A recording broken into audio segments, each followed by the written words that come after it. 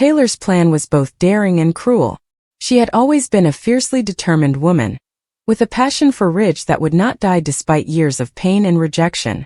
Ridge, the perpetual object of her adoration, was caught in his regular dance with Taylor and his other great love, Brooke Logan.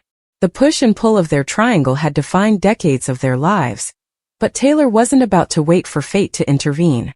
She needed an edge, something to tip the scales in her favor, and Grace, sharp, smart, and eager to play dirty for the right price, made the ideal pawn. Grace had joined the Forrester circle as a sympathetic nurse, with immaculate credentials and a captivating smile. She'd been employed to assist with the family's medical requirements, which provided her access to their most private times. But Grace was no average caretaker. Behind her sweet appearance lurked a calculating mind, which Taylor swiftly recognized as a tool for her own purposes. It began with a quiet meeting at a darkly lit cafe on the outskirts of town, where Taylor passed an envelope filled with cash across the table. "I need you to do something for me," Taylor stated softly but steadily. "Something that will change everything." The deception was simple. Grace would create a medical emergency, claiming to have broken heart syndrome, a condition caused by acute emotional stress that mimics a heart attack. The target is Ridge. Taylor thought that by portraying Grace as a weak figure in need of his care, she may arouse Ridge's protective instincts, drawing him closer to her and away from Brooke. Broken heart syndrome was the ideal pick. It was dramatic, plausible, and had just enough medical credibility to fool even the most discerning doubters. Grace, with her nursing training, could pull off the play brilliantly, fainting at precisely the appropriate moment, clutching her chest and whispering Ridge's name as if he were her only lifeline. Grace began the setup weeks ago, delicately weaving herself into Ridge's environment. She'd linger after visits, giving just enough personal stories to make him feel close to her. Taylor had helped write the script, which included a story about a lost love and a heartbreaking confession about loneliness. Ridge, the knight in shining armor, couldn't help but notice. His heart, already torn between two women, was ready for a fresh diversion. Taylor watched from the sidelines, her face a mask of anxiety, but she was planning every move like a chess genius. The day of the big performance arrived at a Forrester Creations gala, where Los Angeles' elite gathered to honor the company's current fashion collection. The ballroom sparkled with chandeliers, and the air was alive with champagne-fueled laughter. Grace, dressed in a simple but lovely gown, positioned herself beside Ridge, who was deep in conversation with Brooke. Taylor, across the room, gave her the signal, a delicate nod that went unnoticed by the others. Grace drew a deep breath, her palm flying to her chest, and then stumbled, collapsing on the floor with a gasp that silenced the room. She muttered, "Help please," and locked eyes with Ridge. The crowd parted as he raced to her side, his expression filled with concern. Brooke, taken off guard, hovered nearby, her instincts screaming that something was wrong but unable to define what. Grace's acting was flawless, her breathing was shallow, her hands trembled, and her voice was barely heard as she spoke about excruciating emotional suffering.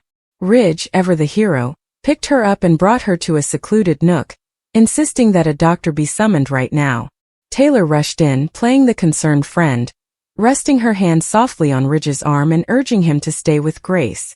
"She needs you, Ridge," Taylor continued, her tone sincere. "She's been through so much." The words pierced Brooke's heart, and she watched helplessly as Ridge's focus moved totally to the trembling lady in his arms. The doctor arrived, a colleague of Grace's who had been roped into the scheme for a large sum, and confirmed the diagnosis: broken heart syndrome, most likely caused by some undisclosed tragedy. Ridge's features softened as shame and sympathy fought within him. He told Grace that he would be there for her, and his words proved Taylor's plan successful. Behind the scenes, Taylor's mind was racing with the next moves. She had anticipated every element, from Grace's use of medical language to Ridge's protective personality. But she hadn't anticipated Brooke's insight. Brooke, who is no new to manipulation, recognized the flaws in the story. Why hadn't Grace mentioned the claimed emotional difficulties before? And why did her collapse appear so well-timed? Brooke began to investigate, her suspicions heightened by years of opposing Taylor's machinations. She cornered the doctor, urging him for information, but his responses were too slick and scripted. Something was wrong, and Brooke was determined to figure it out. Meanwhile, Grace nailed her job, leaning into Ridge's generosity with just enough vulnerability to keep him interested. She'd contact him late at night, her voice trembling, asking for counsel or just to hear his voice. Ridge, split between his allegiance to Brooke and growing concern for Grace, found himself falling deeper into Taylor's trap. Taylor, the master puppeteer, provided Grace new phrases and ways to intensify the deceit. "Tell him you've always admired him," she instructed. "Make him feel like he's your only hope." Grace complied, her performance becoming bolder with each passing day. But the house of cards started to wobble. Steffy, Ridge's daughter and a strong protector of her father, became concerned about Grace's increasing importance in his life. She had overheard Grace and an unknown contact making a cryptic phone call about the payment and sticking to the plan. Steffy's senses, honed over years of family conflict, told her this wasn't a coincidence. She told her brother Thomas, who had already been burnt by Taylor's intrigues. They began piecing together the jigsaw, following Grace's activities and delving into her past. Their research revealed a paper trail, a sequence of bank transactions from Taylor's account to one in Grace's name. The sums were astonishing, sufficient to buy loyalty and silence. Steffy faced Taylor, her voice cracking from betrayal. "How could you do this, Mom? Paying someone to fake an illness? To manipulate Dad?" Taylor's face crumpled, but she didn't hide it. Instead, she presented her case, her words stumbling out in a feverish rush. "I handled everything for us, Steffy. For our family. Brooke has had him long enough. I only wanted a chance." Steffy, split between love for her mother and disgust at her acts, was presented with an impossible decision. Exposing Taylor would break the fragile peace for which their family had labored, but allowing the deceit to continue would erode Ridge's trust in everyone. She turned to Brooke and made a heartfelt confession. Despite being wounded, Brooke recognized an opportunity, not to ruin Taylor, but to recapture Ridge by demonstrating her own loyalty. She confronted Grace, who buckled under the pressure and admitted the truth in exchange for exemption from legal consequences. The aftermath was explosive. Ridge was horrified by Taylor's treachery and withdrew from both women, questioning every relationship in his life.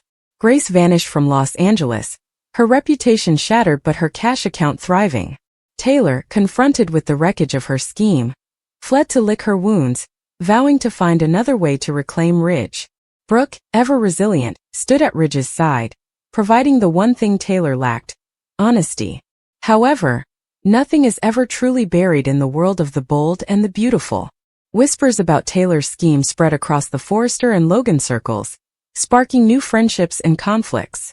Hope Logan, Brooke's daughter, saw the incident as an opportunity to advance her own agenda, while Liam Spencer, ever the moral compass, urged everyone to move on from the turmoil.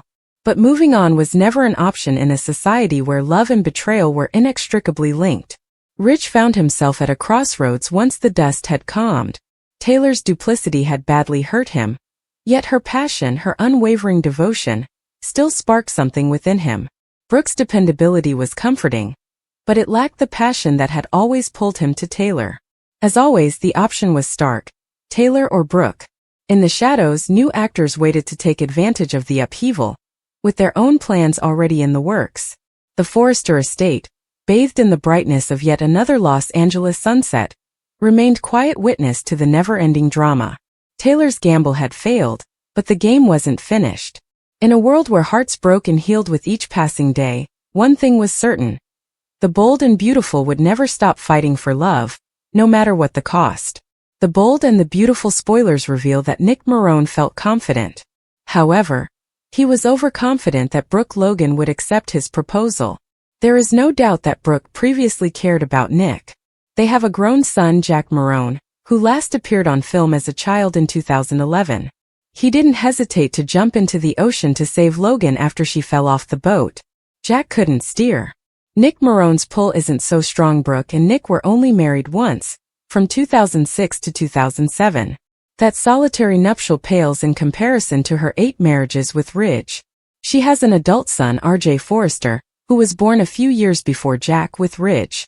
Devoted admirers are aware that Jack is occasionally addressed.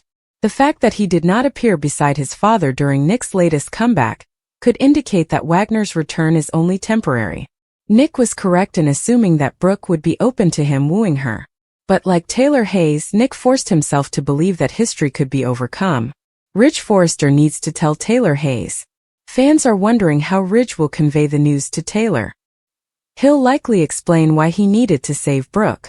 However, along with that understandable explanation will come difficult responses to queries about why he was following her. Eric Forrester was determined to push the matter in Italy. His attempts to persuade Nick to back off were futile, but Ridge was compelled to speak with Brooke. The bold and the beautiful spoilers. Will Nick accept rejection? Brooke's gamble is worth it. Nick interrupted their talk in the lovely plaza, which appeared to have been authentically recorded and had people as extras. He offered Brooke an escape from the agony Ridge symbolized. Ridge must perform some verbal gymnastics as he describes how he traveled from his hotel room to the sea, where he swam to save Brooke from drowning. Brooke Logan's destiny language is more than just words. Holding Brooke in his arms and promising to make things right, he naturally convinced her that her engagement to Taylor would soon end. The attraction of Italy differs greatly from the reality of Los Angeles, California, where all parties will return. Lang's character has only recently come to believe in fate, but she hung onto it with confidence since Ridge did not swiftly marry Taylor, who had begged him to remarry her, rather than the other way around. The extraordinary turmoil that occurred on Forrester Creations' last fashion tour is significant.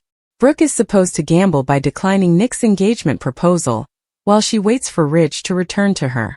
The crowd murmured and Ridge's gaze tightened as he gazed at Brooke. Grace's heart pounded, and her hands trembled as she grasped what was going to happen. Taylor, standing in the back of the room, had a flash of panic but kept her cool. Brooke continued, her attention fixed on Grace. You may have heard of a young woman who suffered from a horrible condition, known as a broken heart. However, after some investigation, I discovered proof that this was not an accident. It was a paid-for performance intended to manipulate Ridge Forrester's emotions. Gasps rang across the room, and Ridge looked at Grace, his expression a mix of surprise and betrayal. Is this true, Grace? He asked, his voice low. Grace opened her mouth to speak, but no words emerged. The weight of her falsehood fell on her, and she felt the walls close in. Before she could react, Taylor stepped closer, her words piercing the atmosphere like a knife. Brooke, this is absurd, she exclaimed, her tone chilly. You're making charges without proof. This is a new low even for you. But Brooke was prepared. She raised a folder, her eyes shining with triumph. I have proof, she explained. Medical records, inconsistencies, and a paper trail that leads directly to you, Taylor. You bribed Grace to lie about her condition, didn't you?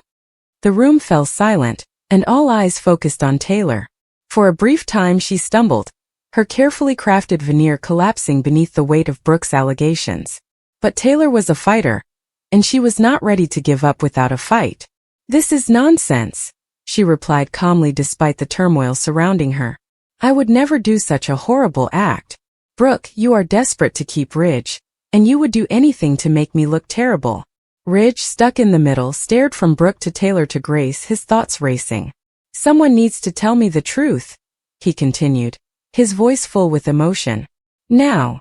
Grace burst into tears because she couldn't take the guilt anymore. It's true, she said quietly, tears flowing down her cheeks. Taylor paid me. She wanted me to pretend to be ill in order to elicit compassion. I'm so sorry, Ridge. I did not intend to hurt you. The admission hit Ridge like a punch in the belly. He looked to Taylor, his eyes wide with surprise. Taylor, how could you? Taylor's expression tightened, but she did not dispute it. I did what I had to do, she explained, her voice low. Love you, Ridge. I have always adored you. Brooke does not deserve you. I was attempting to protect you and show you what we could have together. Ridge shook his head as his heart broke. You manipulated me. You used both Grace and my confidence. That is not love, Taylor. That's control. The reaction was quick and harsh. Taylor's reputation had been damaged, leaving her carefully manufactured image as the moral psychiatrist in ruins. Grace, consumed by remorse, departed Forrester Creations, her hopes of a fashion career dashed by her involvement in the scandal. Brooke, despite winning, had no joy in her victory. Ridge's eyes were filled with agony, serving as a reminder that there were no true victors in the game of love and deception. Ridge, horrified by the betrayal, withdrew from the spotlight, doubting everything he thought he knew about the ladies in his life. The Forrester family, once a rock of strength, was left fragmented, their faith in one another rocked to its core. And in the glossy realm of Los Angeles high society, the controversy became a cautionary tale, a reminder that even the best-laid schemes may fail, and that the heart, broken or not, is a hazardous thing to play with. Taylor stood alone as the dust settled, her sole companion being her ambition. She had bet everything on her love for Ridge, and she had lost. But Taylor Hayes wasn't one to stay down for long. A new plan was already emerging somewhere deep in her calculating mind, one that would secure her return to the game, stronger and more determined than ever. Because in the world of the Forresters, the drama never fully ended. It just paused, waiting for the next act to begin.